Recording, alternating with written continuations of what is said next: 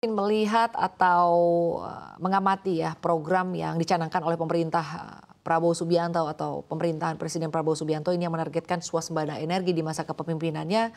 Bagaimana komitmen dan peran dari Hero Global Investment dalam mendorong pengembangan energi baru terbarukan di Indonesia khususnya di tengah upaya swasembada energi nasional ini? Baik, jadi kami PT Hero Global Investment Tbk atau HGII adalah perusahaan holding yang bergerak di bidang energi baru terbarukan atau EBT. Kami adalah selaku independent power producer melalui anak-anak perusahaan kami.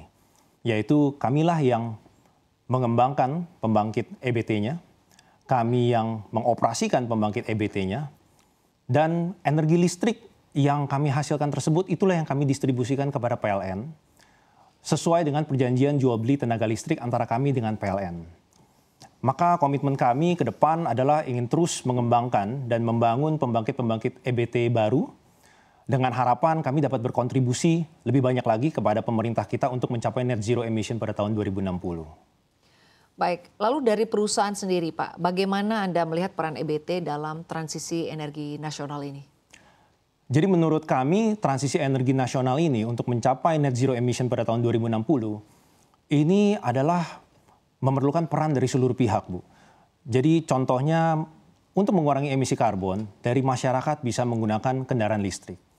Lalu dari kawasan perumahan atau perkantoran bisa memasang PLTS ataupun pembangkit listrik tenaga surya yang rooftop untuk mengurangkan emisi.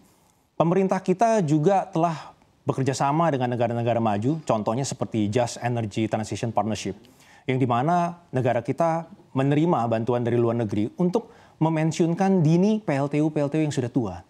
Jadi peran EBT ini di mana? Jadi peran dari pembangkit-pembangkit EBT ini posisinya ada di hulu, yang di mana pembangkit EBT ini akan memproduksi listrik bersih untuk PLN. Dengan demikian, persentase EBT ataupun bauran energi EBT di dalam PLN akan lebih tinggi. Baik, lalu untuk saat ini Pak, mungkin boleh dijelaskan proyek EBT unggulan atau yang sedang dijalankan untuk dikembangkan oleh Hero Global Investment Tbk ini seperti apa Pak program-program unggulannya atau proyek unggulannya? Jadi pada saat ini kami HGI telah memiliki 3 pembangkit EBT yang telah beroperasi. Ada 2 pembangkit yang bersumber dari hidro dengan kapasitas 19 MW. Lalu ada 1 pembangkit yang bersumber dari biogas berkapasitas 3 MW. Dan ini yang sudah beroperasi pada saat ini. Namun ke depan kami akan terus mengembangkan pembangkit-pembangkit EBT lainnya, terutama dari hidro, biogas, biomass, dan juga surya, dengan target pengelolaan hingga 100 MW pada tahun 2031. Baik, untuk pemanfaatan biogas sendiri Pak, sampai dengan saat ini sebetulnya seperti apa? Ini apakah Anda melihat bahwa ini ke depannya akan semakin menarik lagi dan juga mungkin dari sisi serapannya mungkin akan terus meningkat atau seperti apa Pak? Untuk biogas ya Bu ya? Ya. Jadi untuk biogas sebenarnya potensi di Indonesia juga masih sangat luas, namun agak minim dikembangkan. Sama seperti hidro lah, seperti hydro, potensi di Indonesia itu ada 95.000 megawatt. Sedangkan yang baru terutilisasi itu baru 6-7%, Bu. 6.000 sampai 7.000 megawatt. Begitu juga dengan biogas. Utilisasinya masih sangat rendah dan ini yang perlu kita tingkatkan bersama dengan kita menjadi mitra pemerintah, Bu. Baik, dari yang tadi disebutkan Pak, yang paling besar utilisasinya atau yang paling mendukung perusahaan ini yang mana Pak? Pada saat ini kami menitik beratkan pengembangan pembangkit EBT itu di hydro, Bu. Di hydro? Di hydro. Jadi di pipeline project HGII, kami mostly itu ada di hydro. Begitu, Bu. Baik, Pak. Lalu selanjutnya, seberapa besar Pak alokasi investasi Hero Global Investment untuk pengembangan proyek-proyek EBT yang tengah berjalan Pak saat ini? Kami HGII memfokuskan seluruh investasi kami kepada pengembangan proyek-proyek EBT.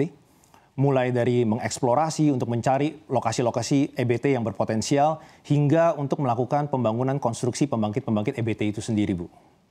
Baik, jadi artinya kalau dilihat saat ini memang masih terus berprogres atau berjalan ya Pak ya? Betul. Baik, tapi apakah Anda cukup optimistis Pak dengan artinya tadi yang sudah Anda sebutkan ini bahwa swasembada energi ini bisa berjalan atau bisa tercapai? Tantangannya sebetulnya sejauh ini yang dihadapi Pak oleh perusahaan apa saja? Jadi tantangan untuk pengembangan EBT itu adalah mencocokkan supply dan demand. Untuk kita ketahui bersama, demand itu tentunya ada di pusat-pusat kota. Sedangkan supply dari EBT-EBT ini mostly ada di remote area. Jadi untuk mencocokkan supply dan demand ini, kami senantiasa berkoordinasi dengan PLN untuk mencari win-win solution-nya, Bu. Untuk itu, agar pembangkit-pembangkit EBT yang potensial itu dapat kita kembangkan lebih lanjut.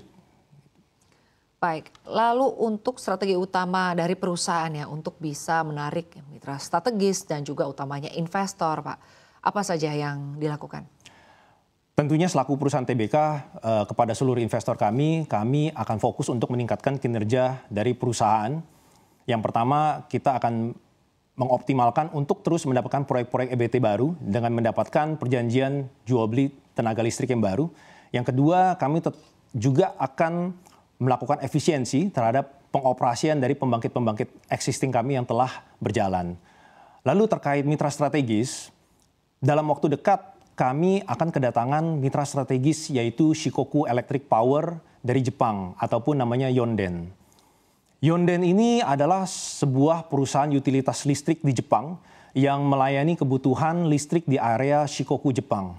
Mereka telah berdiri dari tahun 1951 dan juga perusahaan terbuka yang tercatat di Tokyo Stock Exchange. Dan dengan portfolio pembangkitan yang mereka memiliki itu up to 5.000 megawatt lebih, Bu. Jadi harapannya dengan kedatangan Yonden nanti di HGI, kami dapat bersinergi untuk mengembangkan lebih lanjut pembangkit-pembangkit EBT di Indonesia ke depannya.